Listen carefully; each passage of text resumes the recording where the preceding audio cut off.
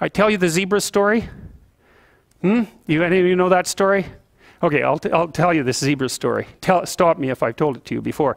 This tells you everything you need to know about human beings. So it's worth knowing. Okay, so zebras have stripes. And people say, well, that's for camouflage. And then you think about that for 2 seconds and you think, that's a really stupid theory, because lions are camouflaged and they're like golden like the grass. And zebras are black and white, so you can see a zebra 5 miles away. It's like, there's a zebra, it's black and white. So the whole camouflage thing, that's just not working out so well as a hypothesis. Okay, so biologists go and they decide to take a look at some zebras. And so they're looking at a zebra on the herd, because there's no zebra, right? Just like there's no fish. There are schools of fish and there are herds of zebras. There isn't a fish. This is why I think the cod aren't coming back. There are no cod. There are massive 100-mile long schools of cod, 10 stories deep, 20 million years old. You wipe out the school, you don't just get to throw a cod in the water and say, well, you know, off you go. It's like, well, where's my city? It's like launching you in the middle of a field. It's like, well, go out there and reproduce. It's like, no, that's not going to happen, you know. So without the school, there's no cod, and you can't just introduce a whole school of cod because you don't have a whole school of cod. So, you know, maybe the cod are never coming back. And zebras are the same thing. There's not a zebra. There's zebras. And so you're looking at the zebras, trying to study a zebra, and you look at the zebra and you make some notes and you look up and you think, oh Christ, which zebra was I looking at? And the answer to that is you don't know, because the camouflage is against the herd. And the black and white stripes. There's a variety of reasons for the stripes. The flies also seem not to like the stripes, but you know, usually things evolve for multiple reasons. But anyways, it's very difficult to parse out a zebra against the herd. You look down, you look up, it's like, uh-oh, all those damn zebras look the same. Yes, the camouflage is effective, but it's against the herd. All right, so then you think, well, we better identify a zebra so we can see what he's up to. So then you take your Jeep and a can of red paint and a stick with a rag on the end of it, and you drive up to the zebras and you paint their haunch red a little bit, put a nice red dot on their haunch, or maybe clip their ear with a cattle clip. And then you stand back and you think, hey, I'm pretty smart, now I'm going to watch that zebra.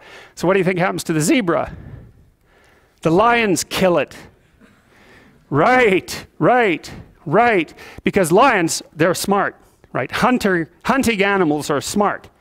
But they have to identify a zebra before they can organize their hunt. They can't just hunt the whole herd. They have to pick out a zebra. And so maybe it's like a zebra that's got a sore hip or something. And so you think, well, nature's kind. It just takes the weak. It's no, zebra or lions like really healthy, delicious zebras. But they look like all the other healthy, delicious zebras, so they can't get a bead on them. But if they're small and just born, or if they're limping, or there's something that identifies them, then the lions can pick them out. And then they do pick them out. And so the rule for human beings is keep your damn stripes on so the lions don't get you. And I'm telling you, man, if you want to remember one thing from my class about human motivation, that's a good thing to learn. People camouflage themselves against the herd, and they like to be in the middle of the herd, which is what fish do, by the way. If you have a big school of fish, the smart, healthy, large fish are in the middle of the school. Because you know what you call fish on the outside of the school? Bait. Right. So that's what people are doing. They're trying to move into the middle of the herd all the time. And the herd moves around, or the school moves around, and people are going, well, I'm in the middle. I'm staying in the middle here. So I've got this protective ring of people around me so the predators don't pick me out and do me in. So, okay, so that's part of the reason why I said, well, you can't sell something to someone for success. Because you're thinking, well, people are aiming at success. Don't be thinking that. It's not by any means necessarily true.